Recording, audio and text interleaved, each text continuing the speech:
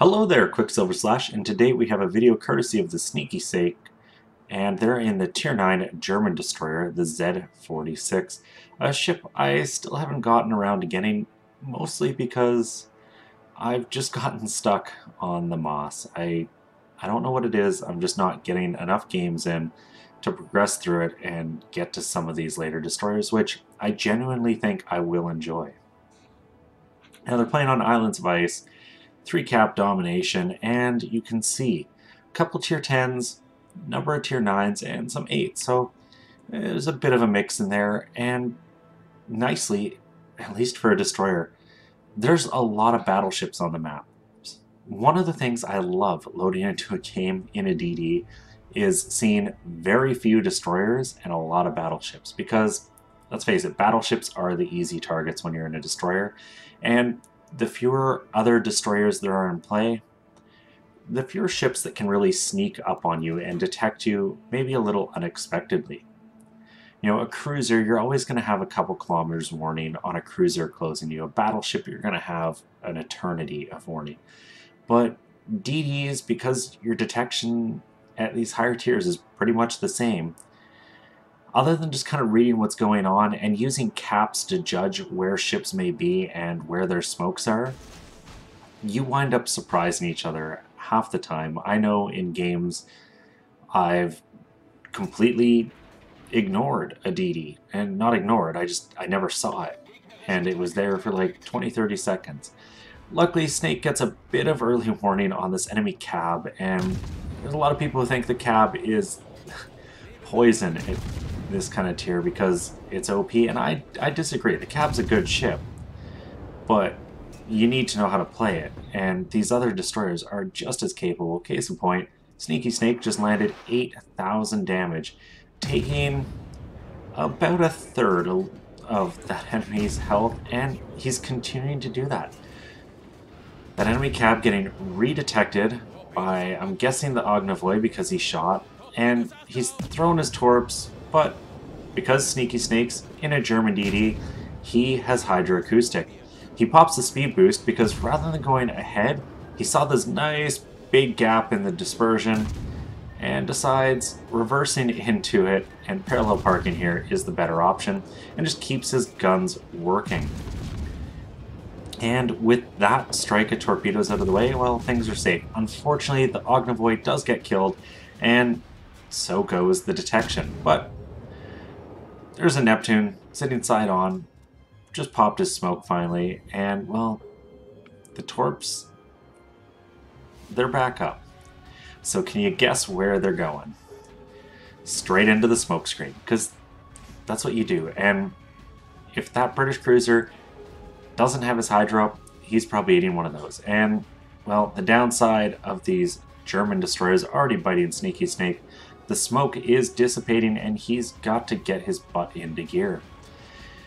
Now the cap is being recaptured, so obviously that cab and Qckslvrslash haven't turned around. The Neptune didn't come far enough forward to get into the cab, so it's going to benefit Snake here to stay in, and you know, he's put himself in a great position. There's an island right here, hard cover, nearby, his speed boost is still active. If he has to disappear quickly, he's got the option, and those are decisions that make a difference. You know, he could have sat a couple hundred meters back there, but if someone pressed on him, there's nowhere to hide. By getting yourself close to hard cover, you've got that out. And, you know, always thinking about where am I going to go if X happens really pays off in the long run when you're playing ships. And because it's a little bit slower a game, you have the time to think about it, but you really do have to think about those things ahead of time. Unlike tanks where if you get spotted, you know, oh, there's cover right here, you know, handbrake turn in behind cover. Cool guys don't look at explosions and you live. But in ships, you have to think these things out. And it's one of the reasons I enjoy this game a lot is while there are those frantic moments where it's raw skill, a lot of the skill in this game is making decisions on a broader scale. Now, Snake smoke is back up, so he's gonna deploy it, and you'll notice he keeps reversing. You always want to get a puff as close to the end of your smoke timer. So by moving, he's extended the time of at least one of his puffs, and he's going to work on this turrets. Gets a fire, swaps to AP. Let's get some damage on the board. Unfortunately, some torps coming in from behind. Pays attention to him for a bit, but you'll notice he's using that right click button. His guns he was happy with. He's just clicking his mouse. He can look around, and the shells are still hitting. And it's little techniques like that that really help you continue to make damage, because in a destroyer, you don't need to be looking where you're firing half the time, because you're either so close to the enemy or your guns reload so fast it doesn't matter if you're missing, so just keep the guns going. Unless you're trying to disappear. And Sneaky Snake has managed to continuously contest this cap. He just got another fire. Unfortunately, more torpedoes coming in. Once again, Snake popped his smoke. There's gonna be PEDs on the way, you have to know that. And he finally acquiesces and decides it's time to leave. The Khabarovsk and last known position of that Yugomo are starting to advance, and until that Russian destroyer is off at the bottom of the ocean, he doesn't want anything to do with getting too close. And that's part of the way you deal with them. The Yugomo, interestingly, decides to fire, revealing his position, and I personally would stop firing here, continue sailing away for a bit, and then hard turn it in and just press that Yugomo. But Sneaky Snake isn't doing that. He's continuing to shoot and getting damage. He's up to 55,000 so far, and the Yugomo is forced to use his smokescreen. Snake gets some damage from the incoming shells, and unfortunately is still spotted by this Baltimore to the south. And that's one of the downsides, you know, a couple patches back when they changed how detection characteristics work, is it wasn't so much about stealth firing that bugged me. What bothered me is ships that have no real play on you can be the thing detecting you. And look at that Neptune. The poor bugger might be sailing straight into a trap, and you know that Neptune's just trying to get into smoke. He's like, yo, I'm a cruiser. Give me the smoke. I'm just going to do damage.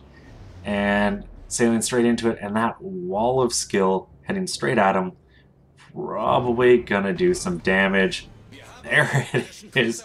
Only took 3 torpedoes, gets the kill, and you know that Neptune is just furious right now. Both for, you know, sailing into a smoke like that and just getting caught by the torps. If you are going to move into a friendly smoke ever, do it nose into the enemy's position. It gives you the best chance of dodging torpedoes.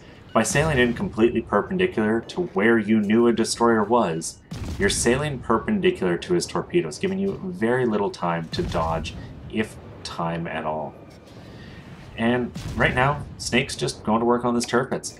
This little chunk of land here, actually enough to conceal his ship, and all the enemy ships are out of range. So he's going to start backing up, and he's just always going to keep this between him and that turrets, allowing him to just stack up the damage. He's got 1 kill already, just about 100,000 damage. You know, one more good hit here, he'll break that 100k barrier, and there it is. And in the meantime, the game's really even. The points, there's not much between them. Kills are pretty much even, battleship versus a cruiser, but this has been a good game. So often of late, I've found myself in matches where it's a push one way or the other, like one team just destroys the other in a matter of minutes, and it can be frustrating because you can't get your damage out. You know, you make a play, you're like, I'm going to go here and make sure they don't come here. One ship goes there, you fight him for a bit, he runs away, and then you spend the whole match trying to find an enemy to shoot at. And speaking of enemy, there is that enemy Yugomo again, spotted momentarily. Snake gets the shells out. Can he get the kill? 2 ricochets, but does delay the cap a little. And right back to keeping his guns in action. One of the big things with destroyers that I think a mistake a lot of people make is they don't use their guns a lot. You know, they're afraid of being detected, and there's a time and place to be stealthy, but Snake has gotten a lot of damage this match, by putting the guns to work. He's far enough away at these kind of 10+ kilometer engagement range that as a destroyer, he's going to be hard to hit. And, you know, you can just shoot. Now, personally, I would flip to HE. I would be going after the fire here because you don't know what enemies or allies are doing, where your torpedoes are going to go. If you can force that damage control cooldown, it is always a valuable thing to do. And once again, some torpedoes just fired at the edges of land. He fired left and right of that little island. Are looking good. Now, sadly, they run out before clipping that Yamato. I don't think they would have, but he does get one into the other one. And, well, now you know, 100% that Yamato has used damage control because he got the coordinated flood. So, more torpedoes into the water, that really quick reload, 1 minute, 7 seconds, and he's going for the fire. Because now it's going to stick. You get the fire, it's doing damage. An allied torpedo hits. Is there flooding? It's hard to tell. It looks like there is. The Yamato's trying to repair for it. And that Yami is in a tough situation that battleships hate to put themselves into. And it happens sometimes. You feel like you've just got to push and then you just get focused and start taking damage. And look how quickly a tier 10 battleship can lose all of its health. You know, it started that when Snake's torps hit at pretty much full health. The Yumo gets spotted in close, one volley, and he's just keeping the guns as close to the same position. Gets another volley in it. Torpedo hits the enemy Yami. Both of them, in fact. He picks up the kill with the flooding damage. IGN Yamahaha eats a peed, takes the flooding, so well, you might want to be shooting at that. This Yugumo is continuing to fire and using that iceberg behind him as kind of a guide for how high to aim. He's trying to feel out, where do I shoot to hit that Yugumo? He gets one penetrating hit. Come on, the Yugi didn't have too much damage. There's the kill. And now you can go to the Yamato and go to town. Now Snake's team is doing great. They're up 500 points, they're up the kills. This one's in the bank. A couple BBs and an Atago really can't pull this type of lead back. You need that destroyer, or no, you really do need that destroyer presence to provide smoke to give your heavies a chance to do damage. Now you'll notice Snake is steering out a bit, and I believe this is wholly just to try to open that range just a tiny bit. Once again, you want to be far enough away that you're hard to hit, but close enough that your guns are in range. And it's a fine balancing act. He keeps his rudder active, but the Yamato hits him, and it's going to happen. Fortunately, he survives. The Tirpitz is almost gone. He's got a smoke. He's putting it to use. Living here is more important than picking up another kill. Shells still have the range. The Yamato's got to go a couple more kilometers to get out of the range. And hopefully in that time, Snake can get a fire, because who doesn't love free damage that ticks away when you're not doing anything? And this game, and a lot of this damage came really quick. He's now up to 227,000, thereabouts, 3 kills, and the enemy team is all but gone. The Yamato and Atago, the only thing that is surviving. And if you look at Snake's team, they're all grouped up. And to me, that is a really good sign of a team that's working well together. When you stay as this kind of group, you're hard to pick off one by one, and you're able to just destroy things. In this case, the Atago's just out of range, but I can guarantee he's got a lot of guns on him, as Snake, Lord Zith, and Revan all work down the Yami. And interestingly, despite having division mates in a St. Louis and room, I didn't notice them a ton. Now, they've done work. Revan got a kill, and I can guarantee Lord Zith, or Lord Zath, has done a bunch of damage too, but they've kind of played independent. Snake wasn't using his smokes in a traditional, like, okay, I'll smoke you and you can sit still. They've been a more active, mobile division, and it can work very well if you're still coordinated and focused down targets. And you can see this Yamato is all but a goner. The Atago managing to have disappeared somehow. Looks like the island is what was blocking them. So not much left in this one. There goes the Yami, only the Atago, and it sinks moments later. And post-battle results always reflect the effort. In this case, 530,000 credits, 4,600 experience. Confederate, devastating strike, high caliber, just shy of 229,000 damage, 406 shells, 6 torps, 3 kills, 4 fires, and a number of floods. Defended the caps a bunch and really did what destroyers do to win games. Got a lot of damage in without sacrificing his own hit points, and protected and contested caps when it was appropriate to do so.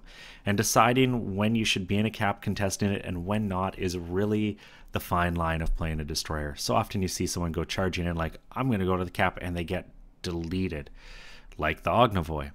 That doesn't help your team. And looking at the experience, solid game, top of team. And his division mates kind of filling out the rest of the team. And like I was saying, it can be hard in a cruiser in games that kind of go quickly like this. It was a little even at the start, and then it really just started to snowball. Snake's team really taking the lead. And I think a lot of it came down to how the team played as a group. They got A, and then they just started pushing down from the north of the map to the south, really trapping the enemy team in. When you look at the damage, ships he killed, 53,000 damage, that's a good chunk, but a couple he didn't do a lot, but he did some major damage to ships he didn't get kills on. And that happens a lot in destroyers because you're getting torpedoes in, you're getting floods for a bit, really knocking the hit points down, like the Yamato there. 56,000, I think it says. That's over half their hit points, but didn't manage to get the kill. All told, took home 300,000 credits, 4,600 experience, 20,000 for the captain, and a fun to watch game. So thank you very much, Sneaky Snake, for sending this one. You guys can check them out over on the BIA World of Warships channel.